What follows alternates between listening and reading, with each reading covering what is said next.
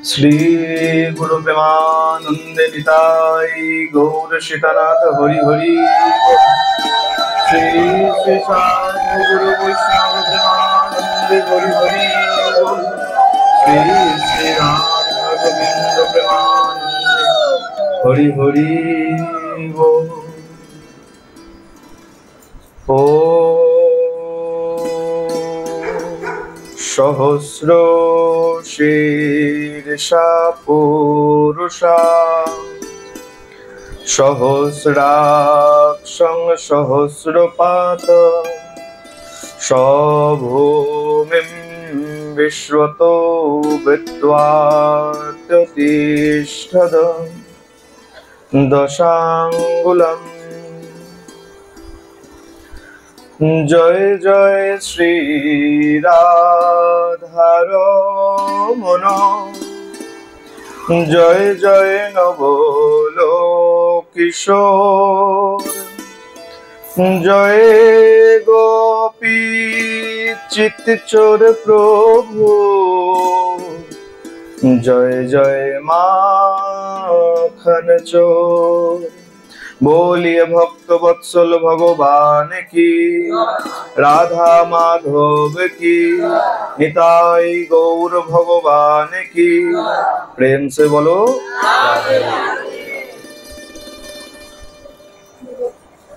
ईश्वर ईश्वर परमेश्वर सच्चिदानंद घन विग्रह अनादिर आदि सर्व कारणेर कारण अनंत कोटि ब्रह्मांडेर अधिनायक नंदनंदन ब्रजेंद्र नंदन भगवान श्री कृष्णेर असीम अनुकंपाय असीम कृपाय आमरा सकले हरिकथा गुरुकथा भागवत कथा तथा भागवतीय कथा शुनबार मानुषे उपनीत हयेछि। आमरा एके एके विशेष विशेष तिथिर मध्य दिए जाচ্ছি, তাই তো? एक तो देखते देखते जन्माष्टमी पार करेছি, तार आगे झूलन पार करेছি, तारपरे गिয়ে जन्माष्टमी पार करलाम, तारपरेर दिन नंद महोत्सव पार करलाम, तारपरपरই एकादशी व्रत पार करलाम, তাই তো? বলে ভগবান অপার আর অপার লাগিয়েই রেখেছে আমাদের জন্য, তাই না? বলে দোকানে গেলে একটা ডিসকাউন্ট পাবে, আর ভগবান প্রত্যহ নিত্য নিত্য নতুন নতুন অফার দিয়ে রেখেছে। বলে একবার ব্রত প্রাণ ভরে করো আর তোমার নিজের বাড়ি আমার ধামে তুমি চলে আসো। প্রেম সে বলো। তা বলে ভগবানের কৃপার কোনো শেষ নাই। ভগবান আগের দিন গত রবিবার দিন এসেছিলাম, যতদূর মনে আছে, জন্মাষ্টমীর কথা বলেছিলাম, তাই না?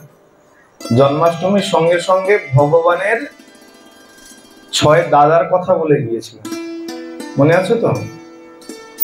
ভগবানের 6 দাদা কে কে ছিলেন মনে আছে তো? একটু পরীক্ষা নেব নাকি? বলে না, পরীক্ষা নিলেই শিক্ষকের ছাত্রের সংখ্যা কমে যায়। শুনবেন, যে শিক্ষক নিত্য নিত্য পরীক্ষা নেয়, পরীক্ষা নিতে থাকে, বলে সেখানে ছাত্ররা ভয়ে যেতে চায়, তাই না? দেখবেন বাজারে যে শিক্ষক আছে, যদি বলে সপ্তাহে সপ্তাহে একদিন করে পরীক্ষা নেব, দেখবেন তার ছাত্র সংখ্যা কম থাকে। যাক, পরীক্ষা নেব না, এখানে পরীক্ষার কোনো বিষয় নাই। ধর্মের কথা জানতে হয়, জেনে মনে রাখতে হয়। ভগবান শ্রীকৃষ্ণের যে 6 দাদার কথা বলেছিলাম, তারা ছিলেন ব্রহ্মার পুত্র মরীচির 6 সন্তান। এরা শুধুমাত্র ব্রহ্মার পুত্র নয়। আচ্ছা, আমাদের কটা সন্তান? কেউ বলবেন একটা, কেউ দুটো। না না না, আমাদের সবারও 6টা করে সন্তান আছে। বলে সে কি বলো, 6টা করে কোথায়? আমার বাড়িতে তো একটা ছেলে আছে, আমার বাড়িতে তো একটা মেয়ে আছে, আমার বাড়ির এক ছেলে এক মেয়ে আছে, বেশি কে বেশি 2 থেকে 3টে আছে, 6টা তুমি বানিয়ে দিলে কোথা থেকে? বলে ভালো করে শোনো, এই ব্রহ্মার মনের থেকে জন্ম নিয়েছিলেন মরীচি। মরীচিকে মনের সঙ্গে তুলনা করা হয়। মরীচি হলো আমাদের মন স্বরূপ। আর মরীচির 6 সন্তান, ওই আমাদের মনেরও 6 সন্তান আছে। কাম, ক্রোধ, লোভ, মোহ, মদ, মাৎসর্য। এই 6 সন্তানকে নিয়ে আমরা প্রত্যহ ঘোরাফেরা করছি। ছয় সন্তানকে হত্যা করতে হবে। কংস নিজের সন্তানদেরকে নিজের হাতে বধ করেছিলেন।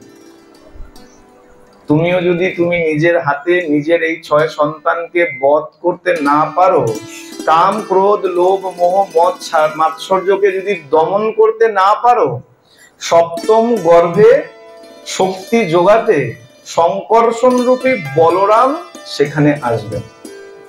শক্তি যোগাবেন না, যতক্ষণ ছয় সন্তান জীবিত আছে ততক্ষণ বলরাম তোমাকে বল যোগানোর জন্য আসবেন। এই বল কোন বল? ভক্তির বল। এই অন্য কোনো বল নয় যে খেয়ে দিয়ে হৃষ্টপুষ্ট হলাম, গায়ে অনেক জ্বললো, না না না। ভক্তির বল যোগাতে কিন্তু বলরাম ততক্ষণ আসবে না। আর যখনই বলরাম চলে আসবে, ভক্তি জুগিয়ে দেবে, ভক্তির বল দিয়ে দেবে, অষ্টম গর্ভরূপী ভগবানও এসে প্রকট হবেন। তোমার মধ্যে সেই ভক্তির দ্বারা তুমি ভগবানকে লাভ করতে পারো। বলে ধর্মের কথা কেবলমাত্র উপরে উপরে জানলে তাতে কোনো কাজ হয় না। ভেতরের অন্তর্নিহিত মাহাত্ম্য যতক্ষণ না জানবে ততক্ষণ ধর্মের ফল তুমি পাবে। ধর্মকে একটু ভেতর থেকে জানা দরকার। মনের এই ছয় পুত্রকে দমন করতে হবে, না হলে বলরাম আসবে না। বলরাম এসে কি দেখেন? পরিবেশ পরিস্থিতি সব ঠিক আছে কিনা, আমার প্রভু আসতে পারবে কিনা। চাষি চাষ করার পর একবার মাঠ গিয়ে ঘুরে দেখে আসে, জল ঠিকঠাক দেওয়া হয়েছে কিনা, মাটি নরম হয়েছে কিনা, চাষ ঠিক করে করা হয়েছে কিনা। দেখার পর যখন মনে করে উপযুক্ত তখন গিয়ে বীজ ছড়ায়, আগে কিন্তু বীজ ছড়ায় না। তা ছয় সন্তানকে বধ করার পর যখন তুমি সাত্ত্বিক হয়ে যাবে, মনের থেকে যখন তোমার চিন্তা ভাবনা একদম সাত্ত্বিক হয়ে যাবে, যখন অন্যের প্রতি আর কোন রকম বিদ্বেষ মনের মধ্যে থাকবে না, ক্রোধ থাকবে না, কোনো বিষয়ের প্রতি লোভ থাকবে না, তখন গিয়ে ভগবান তোমার মনের মধ্যে প্রকট হবে। ভগবানকে তখন তুমি দেখতে পারবে, তাছাড়া ভগবানকে তুমি দেখতে পারবে। বলছে মনের মধ্যে ভগবান রয়েছে, বলছে না আত্মারূপী পরমাত্মা আমাদের সবার মধ্যে বিরাজিত রয়েছে, দেখতে পাচ্ছি না কেন? বলে জলের মধ্যে মুখ দেখা যায়, সত্য কথা, কিন্তু জলের ওপরে যদি কচুরি পানা ভরে যায়, সেখানে গিয়ে তাকালে মুখ দেখতে পারবে? দেখা যাবে?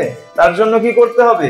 কচুরি পানাগুলোকে আগে সরাতে হবে, তারপরে গিয়ে সেই জলেই যদি মুখের ছবি দেখতে চাও, যদি উকি মারো, দেখবে সেই জলের মধ্যেই তুমি মুখ দেখতে পাচ্ছ।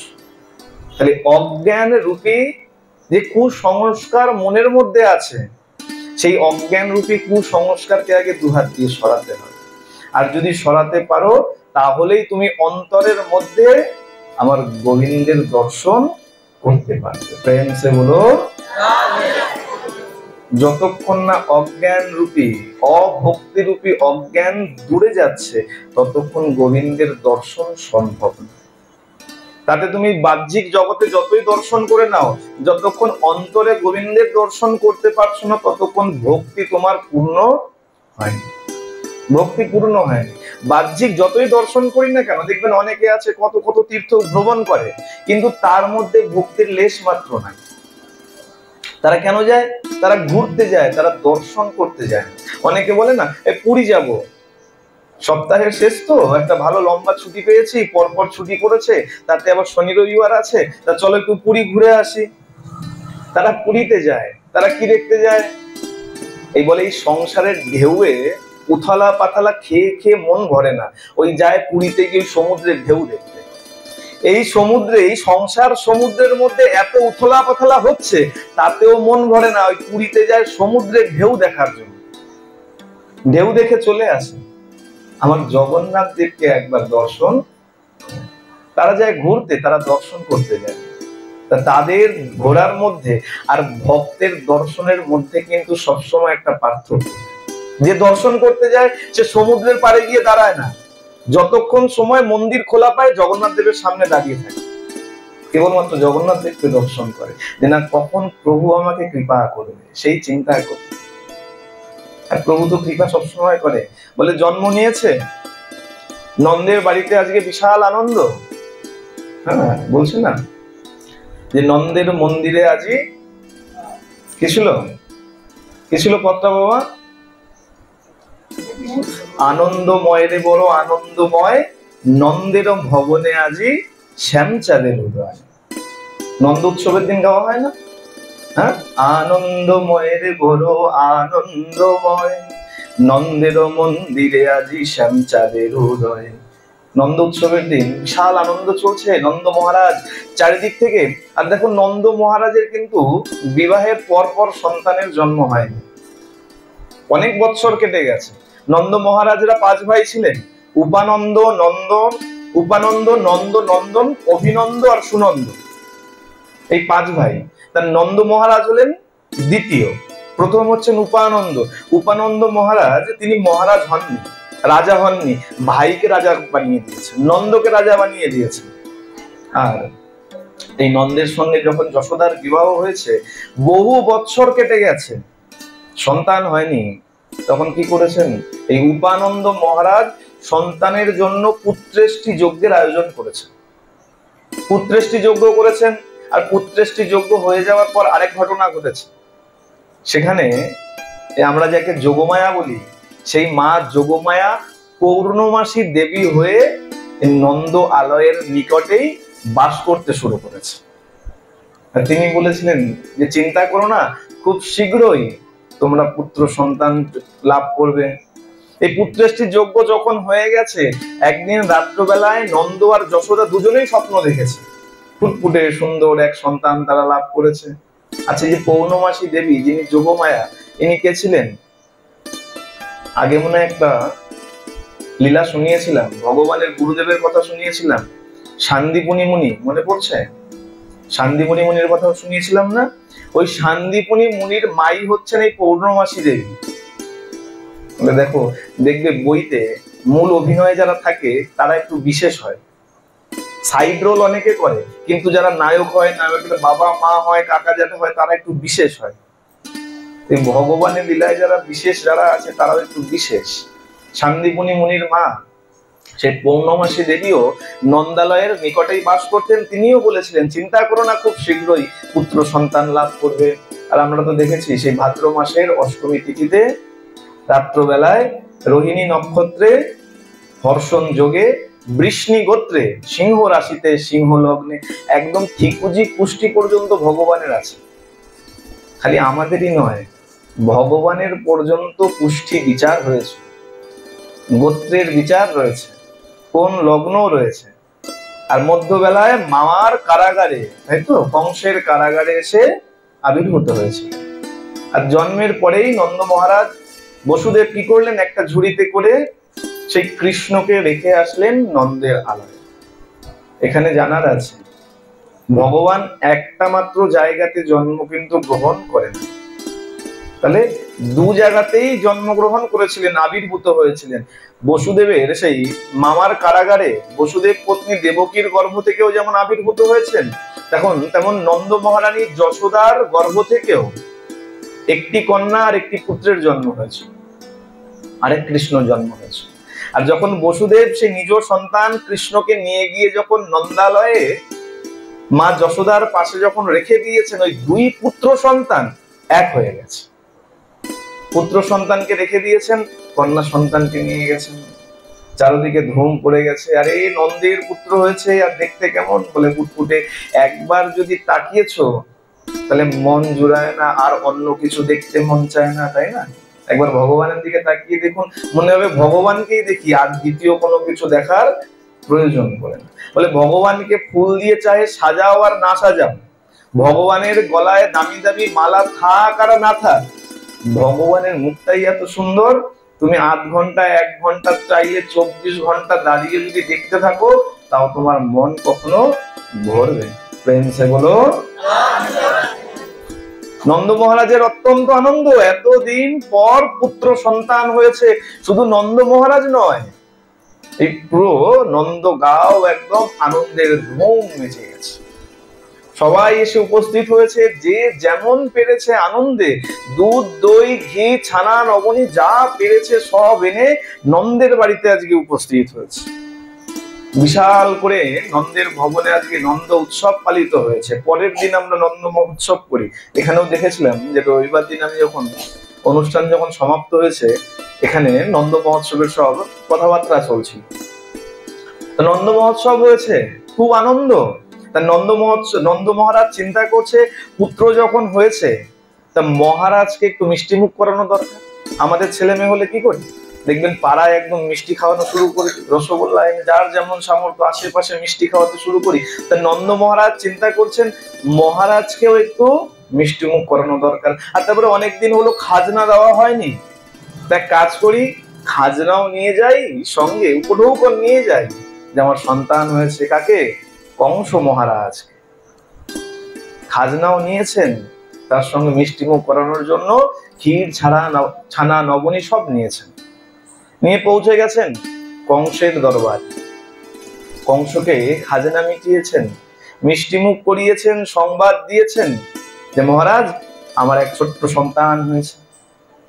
আর ইতিমধ্যে কংস কিন্তু এই নন্দ গ্রামে এই ব্রজে এক এক করে দস্যু প্রেরণ করতে শুরু করেছে।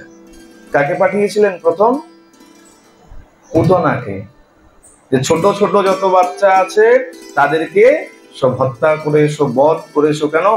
আকাশবাণী ছিল যে দেবকীর অষ্টম গর্ভের সন্তান তোমার বধ করবে। আর ওই কারাগারে এসে এক নারী দেবী, এক নারী মূর্তি, সে আকাশে উঠে গিয়ে কংসকে বলে গিয়েছিল তোমারে বধিবে যে গোকুলে বাড়ি শেষে।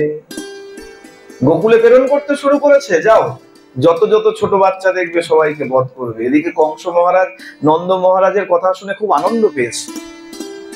খবর চলে গেছে বসুদেবের কাছে যে নন্দ মহারাজ এসছেন রাজপ্রাসাদে।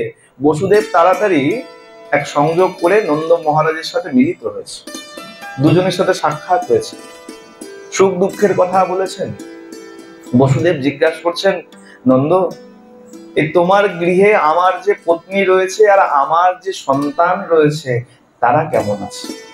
কে ছিলেন? রোহিণী মা। আর তার গর্ভেই জন্ম হয়েছিল শঙ্কর্ষণ অর্থাৎ বলরামের। কুশল বার্তা বিনিময় করছেন, কেমন আছে তারা, কুশল দিয়েছেন। নন্দ মহারাজ বলছে বসুদেব আমার খুব দুঃখের যে তোমার 6টি সন্তান তাকে কংস বধ করেছে।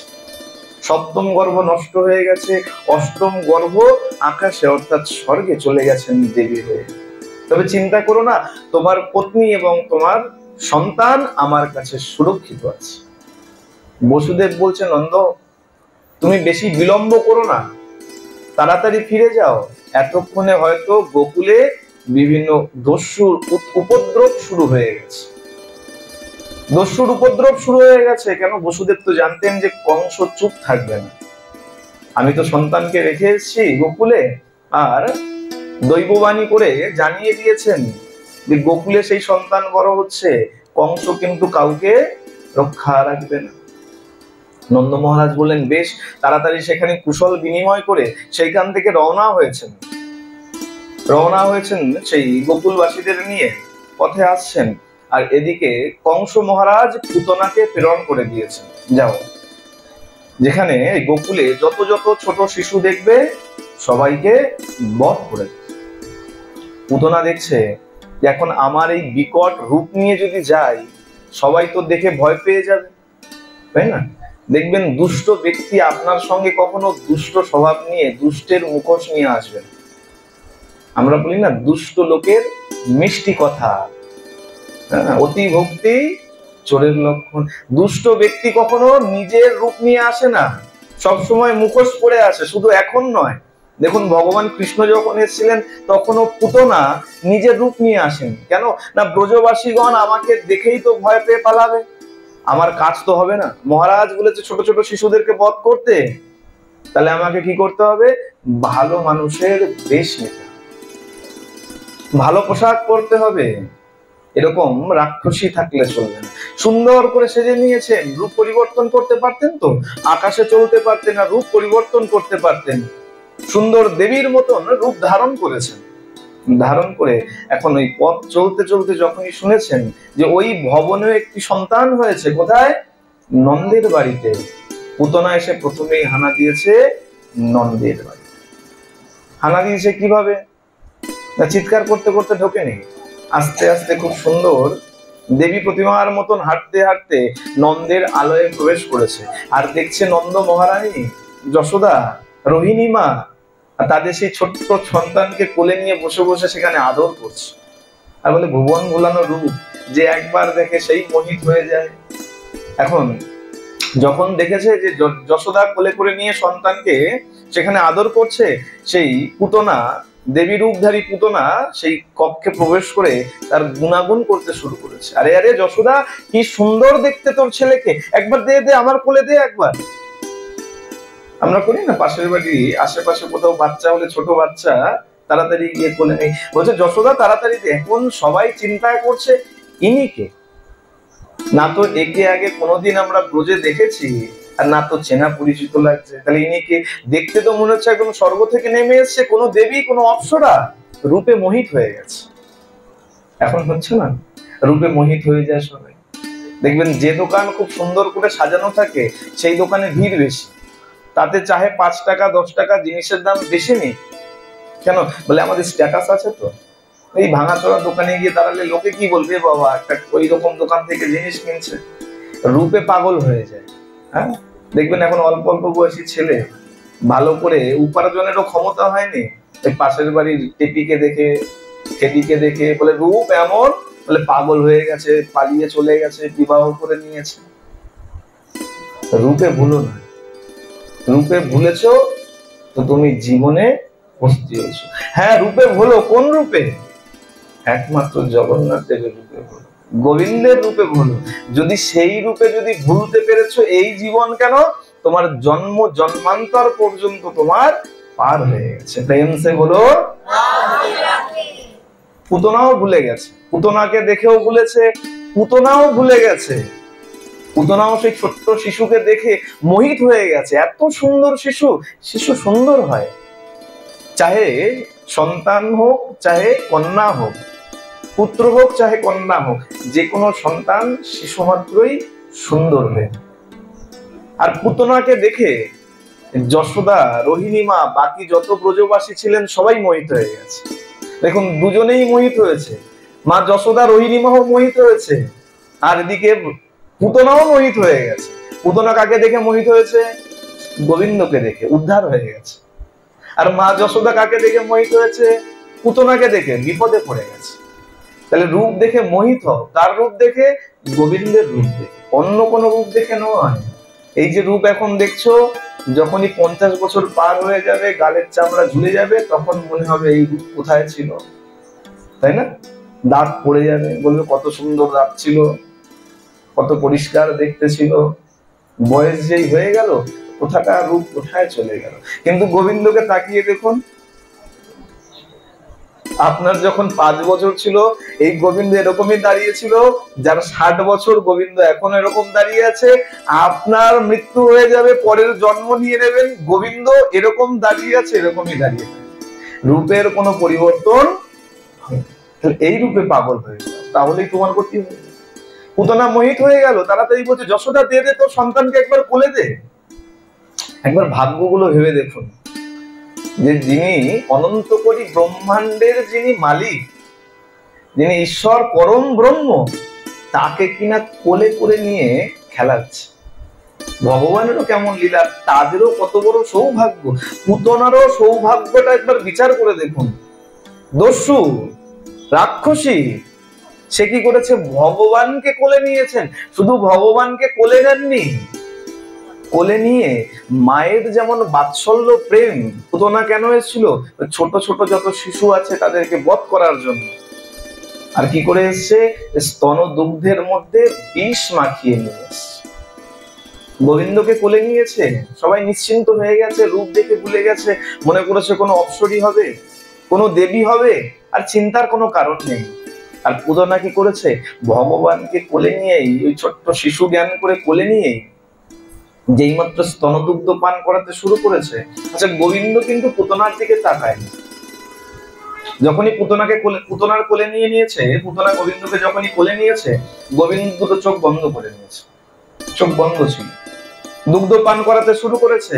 আর গোবিন্দ এই দুগ্ধ পান যখনই করতে শুরু করেছে, দুগ্ধ পান করতে করতে তার প্রাণ পর্যন্ত আকর্ষণ করতে শুরু করেছে। এমন ভাবে দুগ্ধ পান করেছে যে তার প্রাণ এই গেল কি সেই গেল। মুঞ্চো মুঞ্চো, ছাড় ছাড় ছাড় ছাড় বলে চিৎকার করতে শুরু করেছে। আর এমন ভাবে ভগবান ধরেছে, ভগবান বলছে দেখো আমি ধরি না তো ধরি না, আর আমি যাকে একবার ধরে নেই সে বললেও আমি তাকে ছাড়ি না। ভগবানের কেমন কৃপা, বলছে আমি ধরি না তো ধরি না, কিন্তু যাকে একবার আমি ধরে নেই সে আমাকে যতই বলুক ছাড়তে আমি তাকে কখনো ছাড়ি না।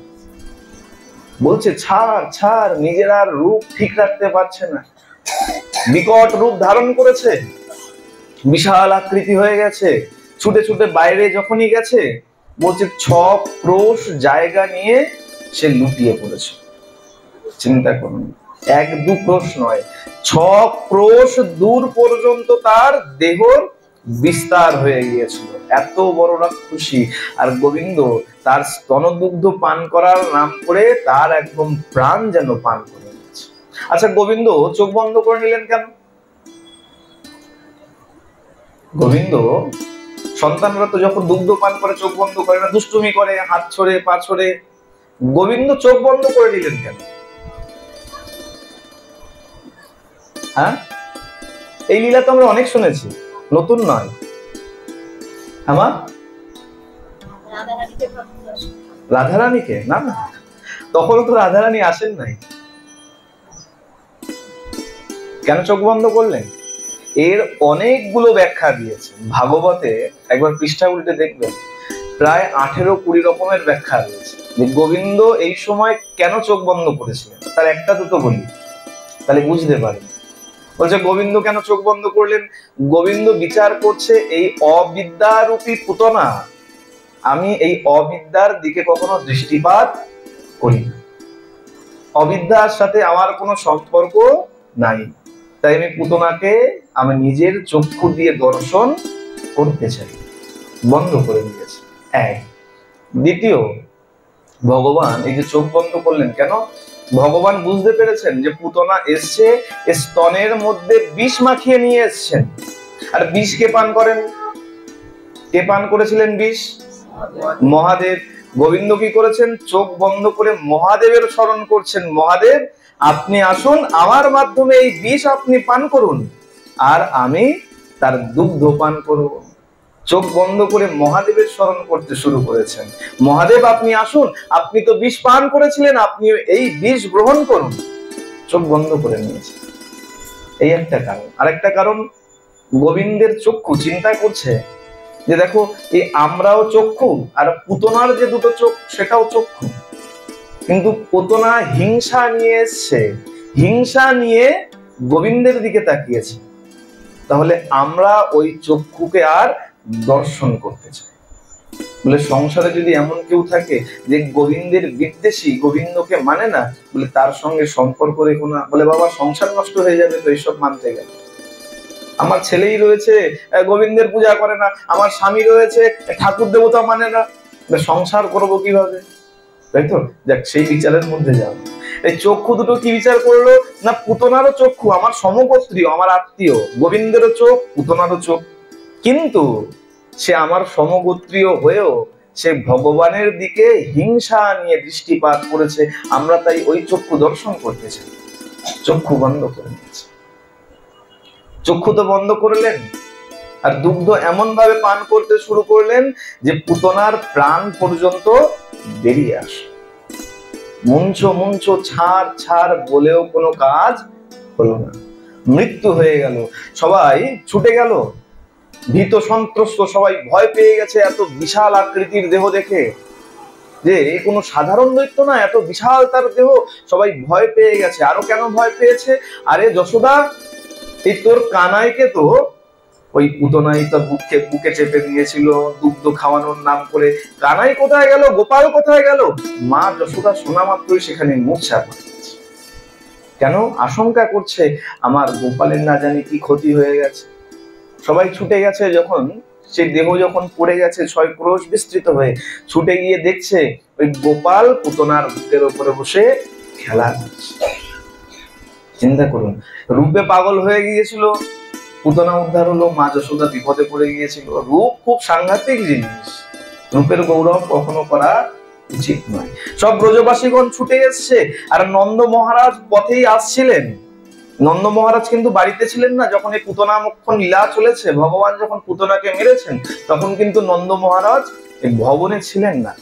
তিনিও এসে উপস্থিত হয়েছে, আর যতক্ষণে এসছে ততক্ষণে দেখছে বিশাল ধোঁয়া উঠছে, সাংঘাতিক ধোঁয়া উঠছে, আর খুব সুন্দর গন্ধ বেরোচ্ছে। নন্দ মহারাজ উপস্থিত হয়েছেন, সবকিছু শুনেছেন। কি করেছে? ব্রজবাসীগণ এত বিশাল দেহ কিভাবে নেবে? কুঠার দিয়ে টুকরো টুকরো করে কেটেছে। তারপর এই পুতনা রাক্ষসী সে বিশাল দেহকে টুকরো টুকরো করে কেটে বনের মধ্যে নিয়ে গিয়ে কাঠ সাজিয়ে তার উপরে রেখে দিয়ে আগুন ধরিয়ে দিচ্ছে। বিশাল দেহ, বিশাল তার ধোঁয়া চারদিক ছেয়ে গেছে, আর খুব সুন্দর গন্ধ বেরোচ্ছে। বলে দেখো, সাত্বিক ভাবে যারা জীবনযাপন করে, সাধু গুরু বৈষ্ণব, তাদের থেকে এইরকম গন্ধ বেরোয়। তাদের যখন সৎকার করা হয়, দাহ করা হয়, তাদের থেকে এমন গন্ধ বেরোয়। তাহলে পুতনার দেহ থেকে এমন কেন গন্ধ বেরোলো? বলে দেখো, যার কোলে ভগবান উঠে গেছে, যার দুগ্ধ ভগবান পান করে নিয়েছে, ভগবানকে যে স্পর্শ করে নিয়েছে, তার ভেতরে আর পাপ বলে কিছু থাকতে পারে না। বলে গোবিন্দের স্পর্শ যদি কারো হয়ে গেছে, তার মধ্যে কোনো পাপ আর বিদ্যমান থাকতে পারে না। বলে ভগবান যেখানে আছে সেখানে পাপ কখনো থাকতে পারে না। পাপ কোথা থেকে? ভগবানের পেছনে। ভগবানের পিঠকে পাপের সঙ্গে তুলনা করা হচ্ছে। পিঠের অবস্থান কোথায়? ভগবানের পেছন, পিঠে। তাহলে ভগবান যেখানে আছে, ভগবানকে যে স্পর্শ করে নিয়েছে, আর ভগবানকে যে কোলে করে নিয়ে দুগ্ধ পান করিয়ে দিয়েছে, তার মধ্যে আর কখনো পাপ কিছু থাকতে পারে না। তাই তাকে যখন দাহ করানো হয়েছে, তখন সেখান থেকে খুব সুন্দর গন্ধ বেরোতে শুরু করেছে। এখন প্রশ্ন আসতে, সে সাধন করলো না, ভজন করলো না, এই গোবিন্দকে এভাবে লাভ করলো কিভাবে? আমাদের মনে প্রশ্ন হয় না যে আমরা এত এত মালা জপ করছি, একাদশীর দিন 16 মালা ছাড়া জপ করি না, এত এত ভজনা করছি, গুরুদেব যে মন্ত্র দিয়েছে মন্ত্র জপ করছি, মালা তিলক ধারণ করছি, গোবিন্দকে পাচ্ছি না, পুতনা পেয়ে গেল কিভাবে? সে সাধন নাই, ভজন নাই, সে আবার তো রাক্ষসী হয়ে এসেছিল। তাই না? গোবিন্দকে প্রশ্ন করা হয়েছে, ও ঠাকুর, এই তুমি একটু বেশি দিয়ে দিলে না, একটু বেশি কৃপা করে দিলে না? তা বলে দেখো, এই প্রথম দোকান করলে এই প্রথম যে খরিদ্দার থাকে তাদেরকে ফ্রিতে দেওয়া হয়, ফাউ দেওয়া হয়। এখন তো বিরিয়ানির খুব চল হয়েছে না, এখন দেখা যায় চারিদিকে বিরিয়ানির দোকান খুলছে আর বলে 100 টাকাটা 50 টাকায় বিক্রি হচ্ছে। আমাদের ওখানেই দেখেছি লাইন, মানে রেশনের দোকানেও মানে অত বড় লাইন পড়ে। তাহলে কেন দিয়েছে? এই প্রথম খুলেছে, বউনি করেছে, তা প্রথম গুলো কিছু ফ্রি থাকে। তা গোবিন্দ বলছে দেখো, আমি প্রথম এসছি, আর প্রথম এসেই প্রথমেই খাতা খুলেছি এই পুতনাকে। প্রথম যখন এসছি, তা প্রথম এসছি যখন, তার পাওনাটাও একটু বেশি হয়ে গেছে, পাওনাটা বেশি হয়ে গেছে। দেখো, এক রাজবাড়িতে ভোজ চলছে, বিশাল খাওয়া দাওয়ার আয়োজন করেছে, খাওয়া দাওয়া পরিবেশন হচ্ছে, প্রথম পংক্তি খেতে বসেছে, প্রথম সারি, প্রথম লাইন, প্রথমবার, প্রথম ব্যাচ আছে। আমরা তো এখন বাংলা থেকে ইংরেজি ভালো বুঝি। প্রথম ব্যাচ বসেছে, খেতে বসেছে। এখন বাড়ি রাজামশাই ঘুরে দেখছে সবাই ঠিকঠাক খাচ্ছে কিনা।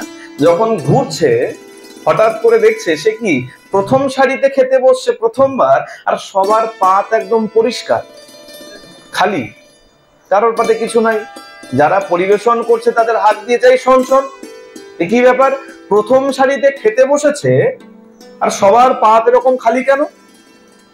প্রথম সারিতে খেতে বসছে, খাবারের কমতি নাই, অভাব নাই, তো বেশি করে দে, যেন খাওয়ার পরেও পাতায় যেন 2-4টে করে পড়ে থাকে, বোঝা যাবে তৃপ্তি করে খেয়েছে। তার মানে কি, প্রথম সারিতে যখন বসবে তাহলে যত পারো যত চাও দিয়ে যাবে। দেখবে শেষ সারিতে বসলে দেখা যায় মিষ্টান্ন শেষ, রসগোল্লা শেষ, চাটনি আছে তো পাঁপড় নাই, তাই না? আমরা সবাই চেষ্টা করি প্রথম সারিতে বসে যাও, ভালো ভালো করে খেয়ে নাও, তাই না? তা গোবিন্দ বলছে দেখো এই প্রথম সারিতে যে এসছে তাকে তো একটু বেশি দিতে হয়, খাতা খুলেছি তো কৃপাটা একটু বেশি হয়ে গেছে। বলে এটা কি করে হলো, একটু বেশি কি করে দিয়ে দিলে? বলে দেখো এই শক্তি যখন, শক্তির কার্য যখন নিহিত হয়, যখন শক্তি তার কার্য শুরু করে, তখন কম হলো না বেশি হলো সেটা সে বিচার করে, ঠিক হলো না ভুল হলো সেটা সে বিচার করে। আগুনের মধ্যে গিয়ে যদি অজান্তেও যদি কারো হাত ঢুকে যায়, আগুন কি পোড়াবে না? আপনি যদি ভুল করে মনে করুন শুয়ে আছেন, আগুন লেগে গেছে কোথাও, শুয়ে আছেন, আপনার হাতটা আগুনে চলে গেছে, অগ্নিদেব কি বলবে এ বাবা এ তো জানে না, ঘুমাচ্ছে, থাকে পোড়াবো না, সরে যাই? বলবে? অগ্নিদেবকে প্রশ্ন করা হয়েছে, অগ্নিদেব আপনি পোড়ালেন কেন? বলে দেখো আমি যখন আমার কার্য করতে নেমেছি, শক্তির প্রয়োগ করতে নেমেছি, তখন আমি কোনো বিচার করি না। আমার কাছে যে আসবে, জেনে আসুক আর না জেনে আসুক, আমি তাকে পুড়িয়ে ছাই করে দেব, বিচার করি না। ভগবান বলছে আমিও প্রথমে এসেছি তো, আমি ওই বিচার করতে ভুলে গেছি। পুতনাই প্রথমে এসে পড়েছে, প্রথম সারিতে এসে পড়েছে, আর তাকে একটু বেশি দিয়ে দিয়েছি। বলে আচ্ছা বেশ। তো বলে এই প্রথম দিল আর তুমি তাকে উদ্ধার করে দিলে? বলে হ্যাঁ, ভগবানের শরণ যারাই নেবে আর যেভাবেই নিক না কেন সে উদ্ধার পাবেই। ভগবানের শরণ, আমার শরণ যে নিয়ে নেবে তার উদ্ধার হবেই হবে। যখন রাম অবতারে ভগবান এসেছিলেন রামচন্দ্র হয়ে, রাম রাবণের যুদ্ধ হয়েছে, হনুমানের যত বানর সেনা ছিল, বানর সেনাও সব মারা গেছে, আর রাবণের যত রাক্ষস দৈত্য সব সেনা ছিল তারাও মারা গেছে। রামচন্দ্র বসে আছেন, দেবতারা সব চলে এসেছেন, স্তব স্তুতি করেছেন, প্রণাম করেছেন, বলছে প্রভু এত বড় যুদ্ধ করলেন, আমি এখন কিছু সেবা করতে চাই। দেবতা আদি সবাই চলে এসেছে, ইন্দ্র আদি সবাই চলে এসছে। ভগবান রামচন্দ্র বলছেন আচ্ছা বেশ, তা তুমি যখন, তোমরা যখন ঠিক করেছো সেবা করবে, তা একটা কাজ করো, এই দেখো আমার হয়ে সীতা উদ্ধারের জন্য কত বানর সেনা মারা গেছে, তা কাজ করো, যদি সম্ভব হয় এদেরকে একবার জীবন দান দাও, এদেরকে একবার বাঁচিয়ে দাও। কেন ঠাকুর? বলে না, এরা সীতাকে একবার দর্শন করে এদের জীবনকে ধন্য করে। কেন?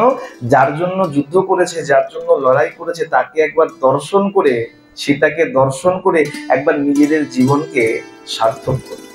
দেবরাজ ইন্দ্র বলছেন বেশ, তিনি আদেশ করেছেন, আকাশ মার্গ থেকে অমৃত বর্ষণ করা হয়েছে, অমৃত ছিটানো হয়েছে, আর অমৃত যখনই ছিটিয়েছে দেখতে দেখতে সব বানর সেনা জীবিত হয়ে গেছে।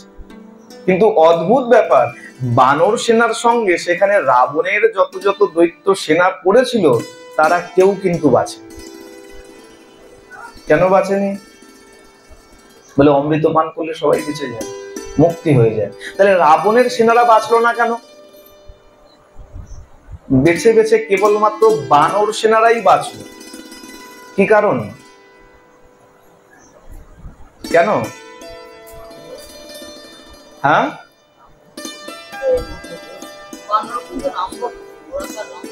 ওরা রাম ভক্ত নয় তাই বাঁচেনি, তাই তো? এটা সম্পূর্ণ উল্টো। অন্তকালে চ মামেব শরণ মুক্তা কলেবরম, অন্তিম কালে যে আমার শরণ নেবে তার সদ্গতি হবেই হবে।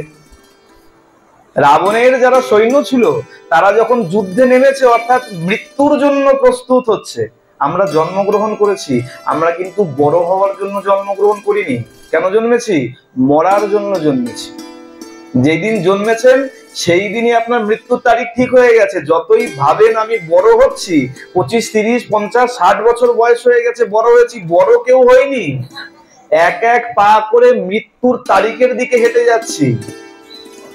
ঠিক তেমন রাবণের সৈন্যরা যখন নেমেছে যুদ্ধ করবে বলে, মৃত্যুর জন্য প্রস্তুত নিচ্ছে, তারা কি বলেছিল? তারা কিন্তু বলেনি রাবণ কোথায়, রাবণ কোথায়, কি বলেছিল? কোথায় রাম, কোথায় রাম, কোথায় রাম। আর যখনই বলছে কোথায় রাম, কোথায় রাম, ওই কোথায় রাম, কোথায় রাম করতে করতে ওই বুকের মধ্যে শেল বিঁধতে গিয়ে, তীর ধনুকে তীর বিঁধে গিয়ে, কি কখনো তরবারিতে কোথায় রাম, কোথায় রাম করতে করতেই তাদের মৃত্যু হয়ে গেছে। আর অন্তকালে চ মামেব শরণ মুক্তা কলেবরম, অন্তিমকালে যে আমার স্মরণ করতে করতে মারা যাবে সে আমার গতি প্রাপ্ত হবে। হে অর্জুন, এই বাক্যে কিন্তু কোনো সংশয় তুমি রাখবে। রাবণের সৈন্যরা সবাই রাম রাম রাম রাম করতে করতে প্রাণ ত্যাগ করেছে, তাদের সদ্গতি হয়ে গেছে। কিন্তু বানর সেনা যারা রামের দলে ছিল তারা কি বলেছিল? কোথায় রাবণ, কোথায় রাবণ, কোথায় রাবণ? মরেছে, তাদের সদ্গতি প্রাপ্তি। এই কারণে যখন অমৃত ছেটানো হলো কেবলমাত্র বানর সেনারা জীবিত হলো, রাবণের সেনারা জীবিত হয়নি। ভগবান বলছেন দেখো, ইচ্ছায় হোক আর অনিচ্ছায় হোক, যে করেই হোক না কেন, যদি আমার শরণ নিয়ে নিয়েছে তাহলে সে আমার ধাম প্রাপ্ত হবেই হবে। প্রেম সে বলো। প্রশ্ন করা হয়েছে গোবিন্দকে, এটা মানতে পারছি না, ভক্তগণ মানতে পারছে না যে প্রভু এই মা যশোদা মা দেবকী যেখানে থাকবে, আর এই পুতনা তুমি তো ধাত্রী গতি দিয়ে দিয়েছ, সাধারণ গতি দেয়নি। কোন গতি? ধাত্রী, মানে মায়ের গতি দিয়ে দিয়েছে। এই ধাত্রী শব্দটা হয়তো অনেকে বুঝতে পারছে না। আচ্ছা, একটু পেছন দিকে ফিরে যান, একটু পেছনে যদি যান, যখন সন্তানের জন্ম হয় তখন সন্তানকে প্রথমে কোলে কে নেয়? ধাইমা। ওই ধাইমাটাই হলো এই ধাত্রী গতি। ধাত্রী যেটা, সেটাই ওই ধাই মায়ের সংস্কৃত রূপ। এখন তো আর থাকে না ধাইমা, তাই না? বলে এখন তো বাড়িতেও হয় না। আর তারপরে কি, এখন আমরা চাই যে আমরা দিনক্ষণ তারিখ ঠিক করব যে কখন আমার সন্তান ভূমিষ্ঠ হবে। হ্যাঁ, গত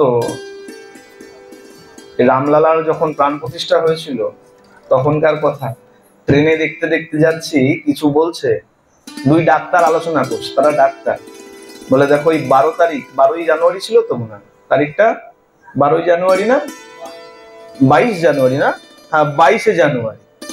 তা ট্রেনে, রাতের ট্রেনে ফিরি তো ফাঁকা থাকে, মনে করুন বাড়ি যেতে যেতে 11টা, তার আগে যখন ট্রেন, যে ট্রেন ধরি মোটামুটি ফাঁকা থাকে। দুই ডাক্তার কথা শুনে যা বুঝলাম, তা বলছে যে ওই দিন অনেক চাপ আছে। কেন? বলে না ওই দিন রামলালার প্রাণ প্রতিষ্ঠা হবে, তা সবাই চিন্তা করছে কার বউয়ের পেটের থেকে রাম বেরোয়, সবাই ঠিক ওই সময়টাকে বেছে বেছে নিয়েছে। বলে দেখো, ভগবান তোমার জন্য জন্ম আর মৃত্যুর যে সময় নির্ধারণ করে রেখেছে, চাহে তুমি যা কিছু করে ফেলো না কেন, ওই সময় তুমি পাল্টাতে পারবে। এক ব্যক্তি ছিল অনেক ধনী, সে 10 তলা বাড়ি বানিয়েছে। তাকে কোনো জ্যোতিষ বলে দিয়েছে সাপের কামড়ে তোমার মৃত্যু হবে, সাপে কাটবে তোমাকে, তাতেই তোমার মৃত্যু হবে। সে তার এত ধনী, 10 তলা বিল্ডিং বানিয়েছে, আর একদম সব থেকে উপরের বিল্ডিং এসে থাকে, সব থেকে উপর তলায় থাকে। সে চিন্তা করছে সাপে কামড়াবে, এই 10 তলা বিল্ডিং এর উপরে আমি থাকি, সাপ কোথা থেকে আসবে? আর আমি যখনই বেরোই দামি গাড়িতে করে বেরোই, দামি গাড়ির করে থাকি, দামি গাড়ি ছাড়া কোথাও যাই না, তা সাপের কোনো প্রশ্নই নাই। খুব ভালো কথা। এখন একদিন হঠাৎ করে কোথাও যাওয়ার কোনো কাজ পড়েছে, গাড়িতে চেপে বসেছে। আর গাড়িতে যখন চেপে বসেছে, অনেক দূরের রাস্তা, গাড়ি যাচ্ছে কোথা থেকে? এক ক্ষেতের পাশ থেকে, মাঠের পাশ থেকে যাচ্ছে, গাছপালা আছে, গাড়ি চলছে, আর হঠাৎ করে তার লঘু ক্রিয়া এসে গেছে, মূত্র ত্যাগ করতে হবে। কোথায় যাবে? হঠাৎ ড্রাইভারকে বলছে তাড়াতাড়ি গাড়িটা থামাও, আমি আর অপেক্ষা করতে পারছি না, গাড়ি থামাও, আমি আমার লঘু ক্রিয়া করে আসি। ভালো ভালো কথা, গাড়ি থামিয়েছে। যে 10 তলার উপরে থাকে সেই ব্যক্তি এখন নেমে গেছে গাছের পাশে লঘু ক্রিয়া করতে। আর যখনই সেখানে লঘু ক্রিয়া করতে শুরু করেছে, ওপর থেকে এক চিল এক সাপকে কামড়ে নিয়ে যাচ্ছে। আর এত ছটফট করছিল সাপটা, ওই চিলের ঠোঁট ফসকে গিয়ে অর্পিত পর ওই ব্যক্তির পায়ের কাছে পড়েছে। আর তার তো জীবনের শঙ্কা চলছিল, সাপ তো ভয় পাচ্ছিল যে চিলে আমাকে ছোবল মেরে নিয়ে যাচ্ছে, না জানি আমার দেহ কখন চলে যায়, প্রাণ কখন চলে যায়। সাপ ওই ভয় পেয়ে যখন এই ব্যক্তির পায়ের কাছে পড়েছে, ওই ব্যক্তির পায়ে ছোবল দিয়েছে। যে ব্যক্তি চিন্তা করলো 10 তলার উপরে থাকি, দামি গাড়ি ছাড়া চলি না, সাপে আমার কি করবে, ওই সাপের কামড়েই তার মৃত্যু ঘটে গেল। চাহে তুমি যা করে নাও না কেন, গোবিন্দ তোমার জন্য যে সময় জন্মের জন্য রেখেছে আর যে সময় মৃত্যুর জন্য রেখেছে, সেই সময় তোমাকে জন্মাতে হবে, সেই সময়ে তোমাকে মৃত্যুবরণ করতে হবে। তোমার কোনো ক্ষমতা নাই। আমরা এত 16 মালা করছি, 32 মালা করছি, কত কত নাম জপ করছি, কত সন্ধ্যা আহ্নিক করছি, গোবিন্দ যদি তোমাকে ক্ষমতা না যোগায়, গোবিন্দের নাম উচ্চারণ করার মতন ক্ষমতাও তোমার মধ্যে নাই। প্রেম সে বলো। আর এটা জানার পরেও যারা কৃপণতা করে তাদের আরোই গতি নাই। গোবিন্দ ক্ষমতা দিয়েছে প্রাণ খুলে রাধে রাধে বলার জন্য, তারপরেও যারা আস্তে আস্তে রাধে রাধে বলে তাদের কি গতি হবে আমি না। এটা বাঙালির দোষ, সবাই একসঙ্গে চলতে চায়। কিছু যদি সোজা যায়, কিছু বলে গায়ে যাব, কিছু বলে বায়ে যাব। সোজা যদি সবাই একসঙ্গে চলে, আজকে আমাদের সনাতন ধর্মের এমন অবস্থা হতো না। সবাই মিলে একসঙ্গে প্রেম সে বলো। দেখেছেন? তাহলে কি গোবিন্দ জোর দিয়েছিল, এতক্ষণ সবাই ভলিউম কম করে রেখেছে। কৃপণতা করতে নাই। যে জিনিস আমার নয় সেই জিনিস নিয়ে কখনো কৃপণতা করতে নাই। এই গলার জোর তো আপনার নয়, আপনার। এই দেহটা কি আপনার? এমন আছে নাকি যেন আমার এই দেহটা আমার বাবা মা ফ্যাক্টরিতে বানিয়েছে?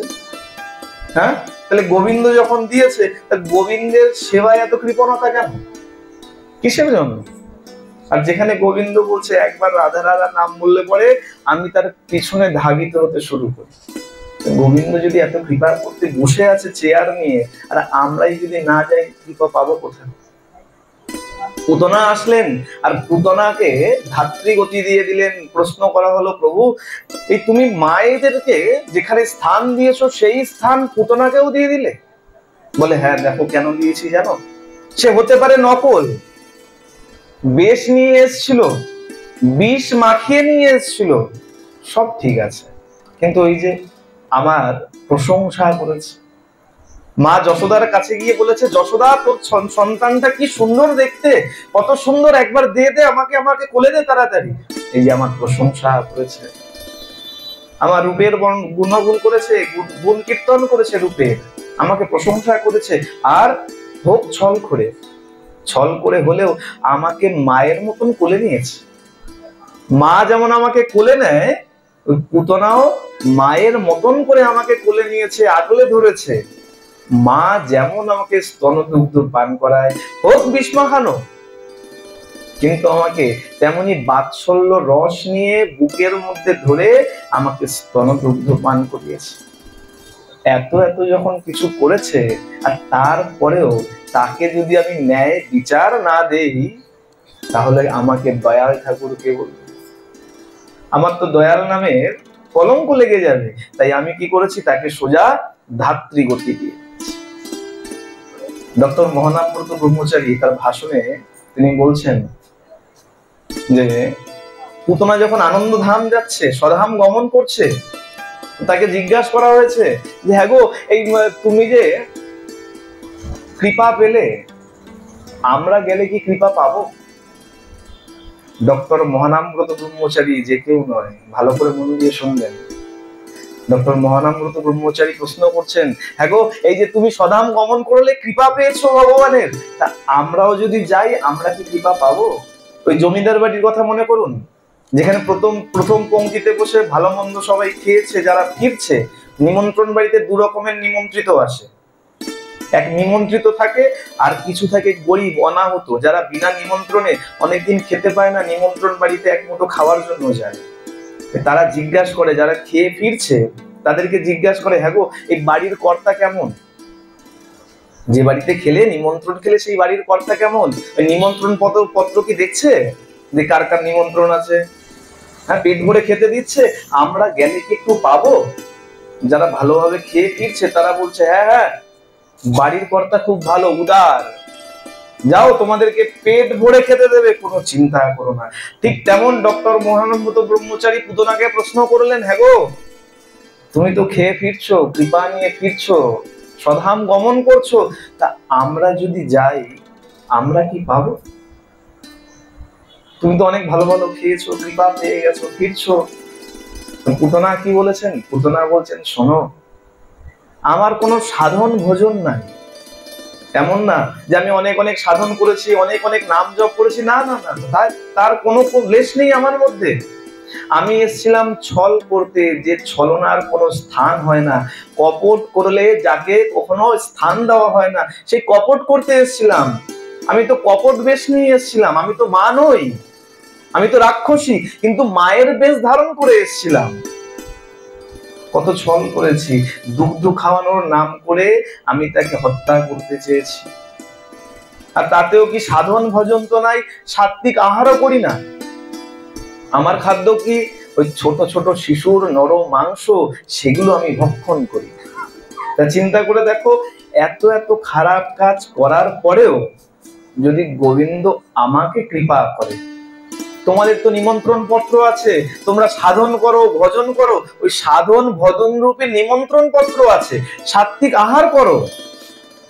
তাহলে আমি যদি এই কৃপা পেতে পারি, আমার কথা হচ্ছে তোমরাও যাও, তোমরা অবশ্যই গোবিন্দের কৃপা পাবে পাবে পাবে। প্রেম সে বলো। চিন্তা করুন গোবিন্দের কেমন কৃপা। পুতনা আমাদেরকে দেখিয়ে দিয়ে গেলেন, দেখো আমি সাত্বিক আহার করিনি, তোমরাও সাত্বিক আহার থেকে বঞ্চিত থেকো না। আমি না করে যদি কৃপা পেয়ে যাই, তা তোমাদেরকে অনেক আগে থেকে বলে রাখি, তোমরা সাত্বিক আহার গ্রহণ করো। আমি বাজে মনোবৃত্তি নিয়ে এসেও যদি পেয়ে যাই, তাহলে তোমরা তো এই পথে আছো, তাহলে গোবিন্দ তোমাদের কৃপা যে করবে না, এই কি করে হতে পারে? পুতনা আমাদেরকে একদম নিশ্চিত করে দিয়ে গেলেন যে তোমরাও যাও, তোমরাও গোবিন্দের কৃপা পাবে পাবে পাবে। কিন্তু এত কিছু জানার পরেও আমরা কি করি? আমাদের মন লাগতে চায়, তাই না? বলে মন কখন লাগে না? বলে মনের মধ্যে যতক্ষণ পর্যন্ত পাপ বাসা করে থাকে, ততক্ষণ ধর্মের দিকে মন যেতে চায়। যতক্ষণ মনের মধ্যে পাপ বাসা করে থাকবে, এই পাপকে সরাতে গেলে কি করতে হবে? বলে এই পাপকে সরাতে গেলে প্রথম কার্য হচ্ছে নাম জপ করা। নামের এমন ক্ষমতা, তুমি যদি নাম জপ করতে থাকো, ওই নামের ক্ষমতায় ওই মনের থেকে পাপ দূরীভূত হবে। বলে নামও তো করতে ইচ্ছা করে না, নামও করতে ইচ্ছা করে না, সারাদিন কত আকথা কুকথা বলি, কিন্তু নাম করতে ইচ্ছা করে না। বলে দেখো, নাম যদি করতে ইচ্ছা না করে, তাহলে তুমি সাধু সঙ্গ করো। সাধু সঙ্গ, নাম করতে ইচ্ছা করছে না, বেশ, তাহলে সাধু সঙ্গ করো। পুতনা কি করেছিল? পুতনা কোন সঙ্গ করেছিল? পুতনা সাধু সঙ্গ করেছিল। বলে সাধু কোথায়? বলে মা যশোদা কি, রোহিণী মা কি, ব্রজবাসীরা কে? বলে সবাই এক একজন পরম সাধ্যী, সবাই গোবিন্দের প্রিয় পার্ষদ। হ্যাঁ, যখন পুতনাকে বলে দেখো ভগবানকে তারা কেমন ভালোবাসে, যখন পুতনার বুকের ওপর থেকে নামিয়ে নিয়ে এসছে গোবিন্দকে, তারা কিন্তু গোবিন্দকে বৈকুণ্ঠনাথ মনে করে না, তারা কি মনে করে? ঘরের ছেলে। আরো প্রমাণ কোথায় দেখুন, এইখান থেকে আরো প্রমাণ পাওয়া যায় তারা ঘরের ছেলেকে এভাবে মনে করে।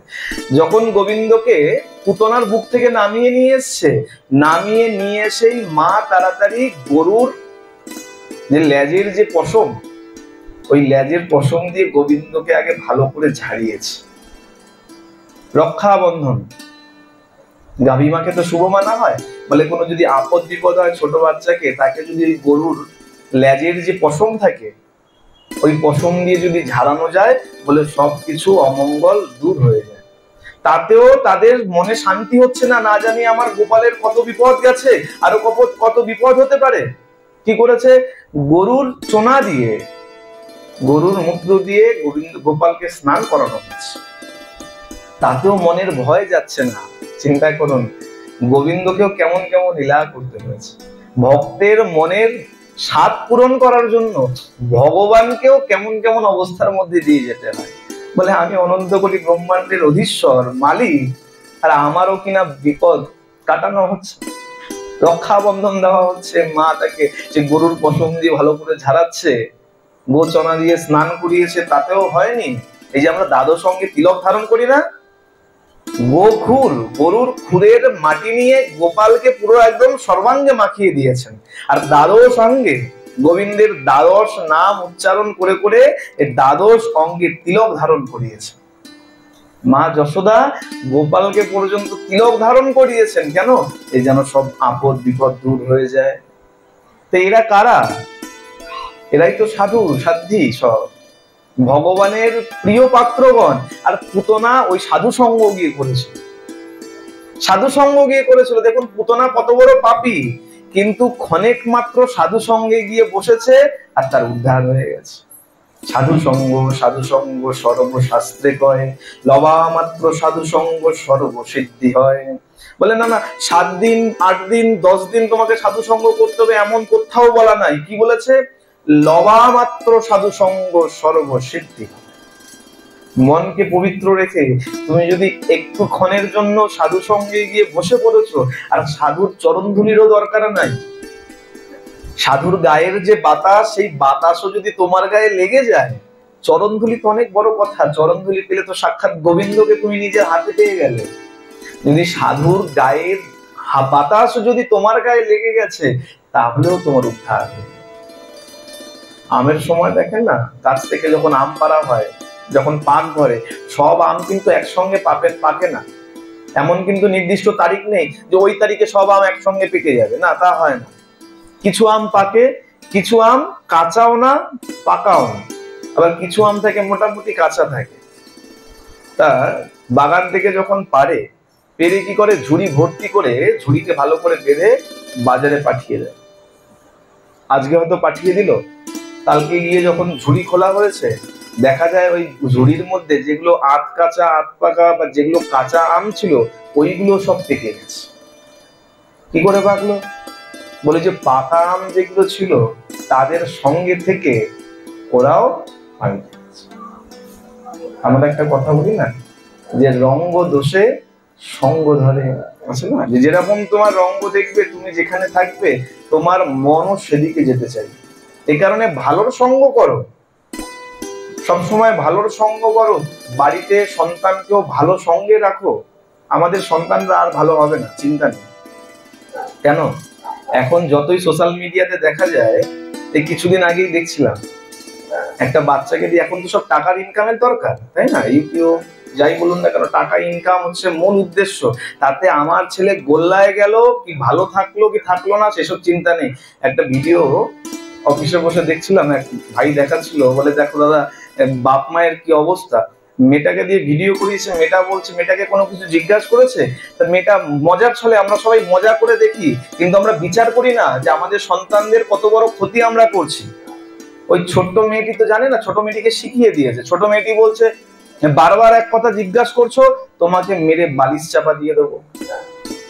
এটা মজা করে বলছে। কি কোনো একটা জিনিস জিজ্ঞাসা করেছে, কি খাচ্ছিস রে?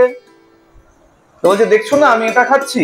আবার যদি জিজ্ঞাসা করো, মেরে বালিশ চাপা দিয়ে দেবো। আমরা সবাই তো হেসে ফেটে পড়ি, আরে বাবা দেখো কি হচ্ছে। একবার বিচার করি না যে এই ছেলেটা বা ওই মেয়েটাকে কি শিখাচ্ছি, হ্যাঁ কি শিখাচ্ছি আমি?